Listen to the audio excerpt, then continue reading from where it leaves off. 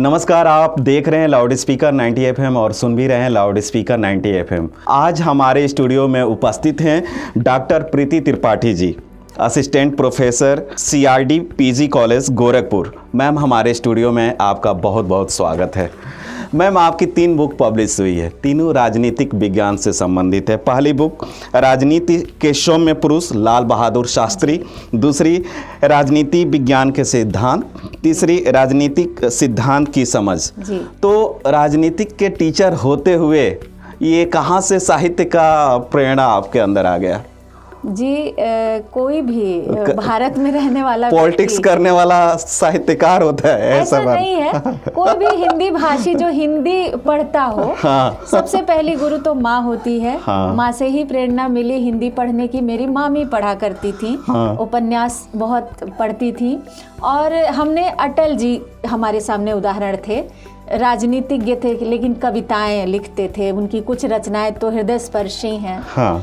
तो वहाँ से प्रेरणा मिली। आप पंडित हरिवंश राय बच्चन जी को देख सकते हैं, अंग्रेजी के प्रोफेसर थे, लिखते हिंदी में थे। हाँ। और कुछ रिसर्च के दौरान ऐसे लोगों से मिला कि लगा कविताओं के माध्यम से हम ज़्यादा मुखर हो सकते हैं। हाँ। तो और मैं हिंदी की छात्र भी रही हूँ, BA मेरा हिंदी रहा है। तो तब गुरुओं का मार्गदर्शन बहुत रहा है कि तब शायद उस चीज़ का भाव उतना नहीं आया जितना अब समझ में आता। हाँ, और कहा भी जाता है कि अगर हम जो भी डेली रूटीन में अपना प्रोफेशन कर रहे हैं और उसके साथ अपने शौक को पूरा करते हैं तो वो हमें हमेशा जवान रखता है, कहते हैं। मैम, आपकी रचना एक थी, बहुत फेमस हुई थी, आना तुम जी। तो किसके इंतजार करते हुए आपने लिखा है कि आना तुम? कौन था वो? जी, वो जीवन साथी ही हैं। अच्छा। और लॉकडाउन में वो फंस गए थे गांव में। आप सभी जानते हैं लॉकडाउन बड़ा लंबा चला था। हाँ। तो एक था दिमाग में कि आ जाएं, किसी तरह 3 दिन की परमिशन मिली थी। ठीक गए लंबा 2 महीना। हाँ। तो तभी लिखा था मैंने आना तुम। तो सुनना चाहेंगे मैडम जी आपसे। तो इसके शब्द हैं कि आना तुम जब मेरे लिए आ सको। अच्छा। जब दायित्वों के बोझ तले दबी इच्छाओं को आकार दे सको, जब सानिध्य के क्षण उकताहट के प्रहार से परे हों, जब बहानों के ताने बाने की लगी लिपटी में मुझे उलझा न सको, तब आना तुम। इसकी अंतिम पंक्तियां हैं, जब मेरी भावनाओं को स्वीकृति प्रदान कर सको, जब अपनी खीज नकारात्मकता और व्यस्तता बांटनी हो, जब हृदय की सूखी दरारों में सावन की चाह हो, सुनो तभी आना, मैं रास्ता देखूंगी। क्या बात है, बहुत ही अच्छा। मैम, अभी राम मंदिर बना हुआ है, सारा देश राममय हुआ है जी। तो हम चाहेंगे, अभी मैंने देखा आपकी एक रचना अभी आपने की है जी, पूरा भारत राममय हुआ, सबरी का तप पूर्ण हुआ। जी, बहुत अच्छी लाइन है, वो भी हम आपसे सुना। निश्चित रूप से रामलला पधारे हैं। हम लोग बहुत छोटे थे जब हमको लगता था कि कुछ देश में हो रहा है, राम मंदिर के लिए कुछ हो रहा है, क्या हो रहा है नहीं पता था, पर था कि कुछ गड़बड़ हो रहा है। ऐसे में रामलला को देख करके भाव विभोर होना, एक वात्सल्य जाग जाना किसी भी के लिए सहज भाव था। तो मैंने भी लिख दिया कुछ रामलला के ऊपर। तो इसको मैं सुना देती हूँ आप लोगों को। बिल्कुल बिल्कुल। पूरा भारत राम में हुआ है, शबरी का तप पूर्ण हुआ है। पूरा भारत राम में हुआ है, शबरी का तप पूर्ण हुआ है। राम को देखो भवन मिला है, जन के ही संतोष मिला है। राम का देखो भवन बना है, जन के ही संतोष मिला है। इसकी अंतिम पंक्तियां हैं, प्रविसी नगर की जे हो सब काजा, हृदय राखी कौशलपुर राजा। पूरा भारत राम में हुआ है, शबरी का तप पूर्ण हुआ है। सही बात है, जैसे सबरी करत। सबरी काफी दिनों से इंतजार कर रही थी कि मेरे प्रभु आएंगे, जी, और जी। इंतजार करते करते बूढ़ी हो गई थी। बूढ़ी। रामायण का वो वाला सीन याद आ रहा है जी। कि जब ऋषि मुनि जाते हैं और जी। पूछते हैं कि आप डेली फूल बिछाते हो, हाँ। और लेकिन कब आएंगे आपके राम। हाँ, क्योंकि- लेकिन वो उनको विश्वास होता है कि एक ना एक दिन राम आएंगे, जी, और जी। वो समय आया है। और निश्चित रूप से। उस चीज को आपकी लाइन पूरा व्यक्त कर रही है। वो लाइन, मैम आप गजल भी लिखते हैं जी। और आपकी एक गजल है, काश ऐसा कोई एक रुत आए। जी, इसको भी हम सुनना चाहेंगे। किस तरह जरूर। का रुत आप चाह रहे हैं? जी, आप सभी जानते हैं कि लॉकडाउन कोरोना ने बहुत लोगों को तकलीफ में डाला है। हाँ। कई परिवार बिछड़ गए, बिखर गए। तो जाहिर सी बात है कि कुछ मेरे ऊपर भी, मेरे परिवार के ऊपर भी ऐसी स्थितियां आई, तो जाहिर सी बात है कि भावनाएं थी तो लिख दिया। हाँ हाँ।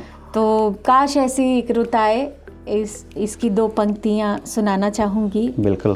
काश ऐसी कोई एक रुत आए, रब के दर से मेरे दर्द का मरहम आए। काश ऐसा ही कोई एक रुत आए, रब के दर से मेरे दर्द का मरहम आए। क्या बात है, रब के दर से मेरे दर्द का मरहम आए। जी। यानी कहीं ना कहीं वो जब हम लोग भगवान की प्रार्थना करते हैं तो ये लाइन उसको व्यक्त कर रही है। उसको तरन्नुम दिया है मैम। जी। और एक और गजल है आपकी, जी। ले चल दिल उस जगह पर जहाँ कोई ना हो। जी। ये भी सुनना चाहेंगे आपसे। बहुत आपकी ये लाइनें फेमस हुई थी। जी, ये कोई भी औरत हाँ। ये चाहती है कि हम एक सुकून भरा लम्हा चाहते हैं। हाँ। हम दुनिया के मल्टीटास्कर फीमेल्स होते हैं, दुनिया भर की औरतें, आप जानते हैं। सही बात है। लेकिन उनका अपना एक स्पेस होता है, और कहा जाता है जिसको एकांत से प्रेम नहीं, वो वास्तव में ज्ञान को नहीं पा सकता। विवेकानंद जी को देख लीजिए। हाँ। और बड़े बड़े कलाम साहब को देख लीजिए आप। तो एकांत बहुत ज़रूरी है। अगर आप अपने जीवन में कुछ प्राप्त करना चाहते हैं या सुकून पाना चाहते हैं, आज की चाहत सुकून की है, तो ये एक गज़ल लिखी थी कि ऐ दिल ले चल उस जगह पर जहाँ कोई ना हो। अच्छा। तन्हाई हो, ख्वाब हो, पर ख्वाहिशों के निशां कोई ना हो। ओह। सुकून हो, सुकूने दिल हो, पर दर्दे जहाँ कोई न हो। राह हो, मंजिल हो, पर राबता कोई न हो। क्या बात है। राह हो, मंजिल हो, पर मका कोई न हो। राह हो, मंजिल हो, पर मका कोई ना हो। क्या बात है। रस्म हो, रिवायत हो, पर राबता कोई न हो। राबता कोई ना हो। क्या बात है। हमराज हो, हम नवा हो, पर हम कदम कोई न हो। वाह। दुआ हो, खुदा हो, पर इल्तिजा कोई न हो। ले चल ऐ दिल उस जहां पर जहां कोई न हो। क्या बात है। बहुत ही अच्छी पंक्तियां हैं, और हर कोई ये सोचता है मैम हाँ। कि ऐसा कुछ पल मिले जहां पे अपने आप से मिलने का मौका मिले। हाँ, हाँ। लेकिन वो पल आता नहीं है ना। लेकिन हम चाहत कर सकते हैं, इच्छा रख सकते हाँ, हैं। जी। और रख सकते हैं। और बिल्कुल कभी कभी जब हम एकांत में होते हैं जी, तो ऐसा फील होता है। और शायद ये लाइन वही है। मैम आप गीत भी बहुत ही हैं। उसमें एक आपकी गीत है, सुहानी सी सुबह, बस तू हो मैं हूँ। जी बिल्कुल। और कौन सी वो सुहानी सी सुबह थी जहाँ पे वो थे और आप थे? जी बिल्कुल। मैं जानना चाहूँगा आपकी पंक्तियों के माध्यम से। जी बिल्कुल। क्या घटनाएं वहाँ पे घटी थी जहाँ पे वो थे और आप थे? जी, ये गीत जब कभी एकांत के क्षण आते हैं, हाँ, तो जाहिर सी बात है कि आदमी लिखता है, एक हाँ, शांति चाहता है। हाँ, तो ये गीत मैंने लिखा था कि सुना देती हूँ। बिल्कुल बिल्कुल। सुहानी से सुबह बस तू हो मैं हूँ। सुहानी से सुबह बस तू हो मैं हूँ। हो कांधे सर तेरे बेखौफ मैं हूँ।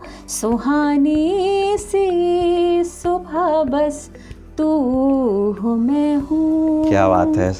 हो एक तस्वीर कुछ आधी सी धुंधली, हो एक तस्वीर कुछ आधी सी धुंधली, तेरे हाथों की एक तस्वीर मैं हूँ, सुहानी सी सुबह बस तू हो मैं हूँ। क्या बात। हवा बहके जरा सी मध्यम मध्यम, हवा बहके जरा सी मध्यम मध्यम, सुहानी सी सुबह बस तू हो मैं हूँ। धन्यवाद। क्या बात है। वो सुहानी सी सुबह हो और जहाँ पे वो हो और हम हो, कितना हसीन पल होगा। और कहीं घर से दूर हो, एक पक्तिया एकदम उसको व्यक्त कर रही है, उस सिचुएशन को बता रही है। बहुत बहुत मैम। एक और गजल है आपकी जी। ना हम बदले ना हमारे जज्बात बदले। ना हमारे जज्बात बदले। हाँ, ये उन लोगों के लिए स्पेशली है। हाँ। कई बार जब हम जीवन में आगे बढ़ते जाते हैं तो हम अपनी जड़ों को भूल जाते हैं। हाँ।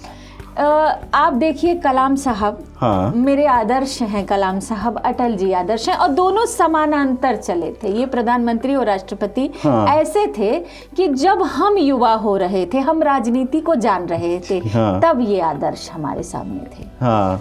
तो दोनों ने अपनी जड़ों को नहीं भूला। अटल जी भी अपनी जड़ों में जुड़े रहे, कलाम साहब भी जुड़े रहे। हाँ। लेकिन आज का दौर क्या है, हम जरा से आगे बढ़ क्या गए, चाल बदल गई, हाल बदल गया।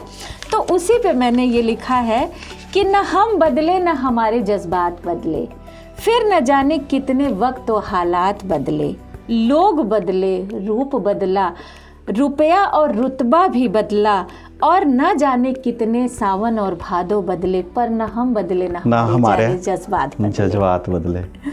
निजाम बदला, चाक चौबंद बदले, गरीबी के अब पैबंद बदले।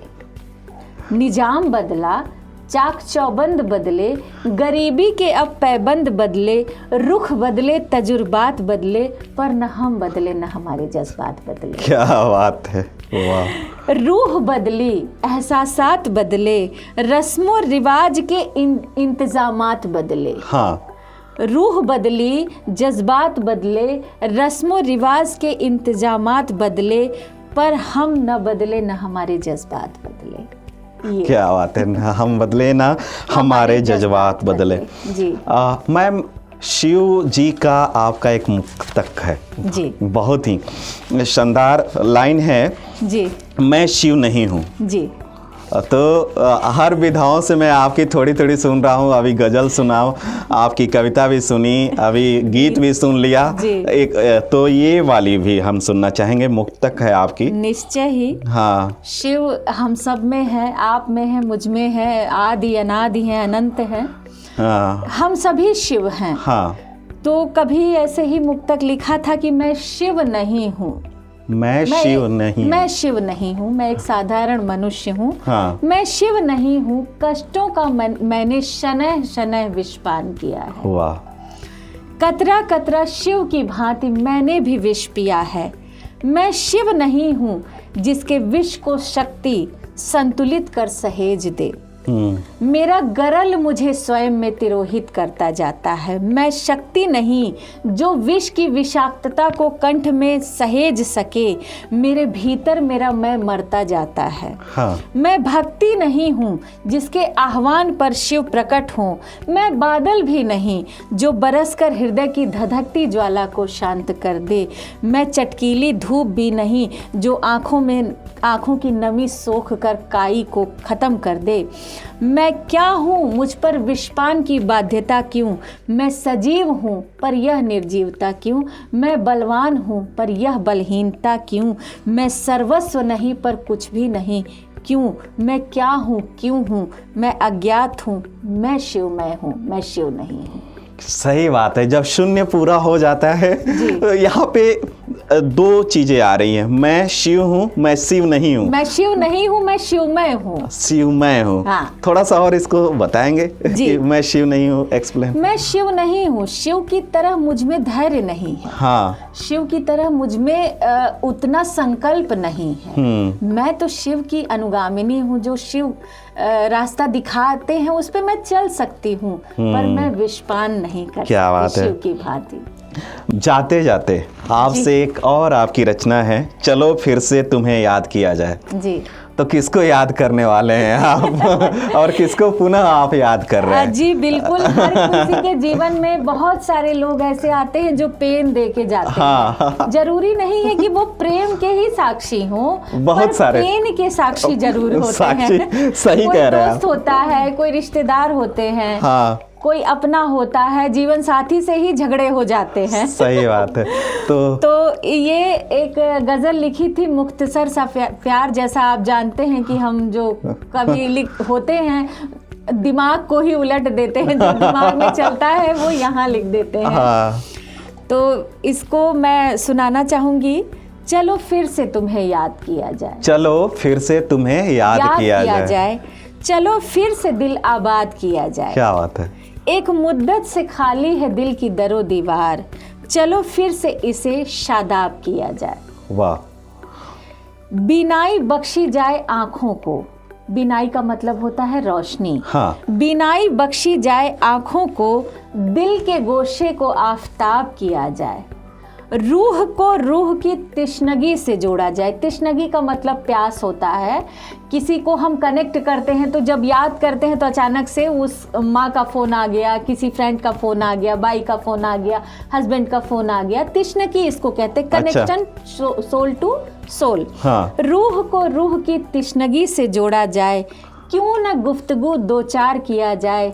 चलो फिर से तुम्हें मुख्तसर सा प्यार किया जाए। मुख्तसर सा प्यार चलो फिर से तुम्हें मुख्तसर सा प्यार किया जाए। क्या बात। एक अलग तरीके से तुम्हें प्यार किया जाए। चलो फिर से तुम्हें याद किया जाए। हाँ। अगली लाइन क्या है? चलो फिर से दिल आबाद किया जाए। एक मुद्दत से खाली है दिल की दरो दीवार, चलो फिर से इसे शादाब किया जाए। चलो फिर से तुम्हें याद किया जाए। बहुत अच्छी लाइन है ये तो। मैम, हमारे स्टूडियो में आने के लिए और इतनी अच्छी खूबसूरत अपनी रचनाएं सुनाने के लिए बहुत बहुत आभार, बहुत बहुत धन्यवाद। आज के हमारे साहित्य संगम सीरीज में थी डॉक्टर प्रीति त्रिपाठी जी, जो असिस्टेंट प्रोफेसर हैं CID PG कॉलेज गोरखपुर की। आशा करते हैं कि जो ये एपिसोड था बहुत ही अच्छा लगा होगा। अगले फिर किसी एपिसोड में होगी आपसे मुलाकात। तब तक देखते रहिए, सुनते रहिए लाउड स्पीकर 90 FM। बजाओ बजाओ जरा झूम के बजाओ। नमस्कार।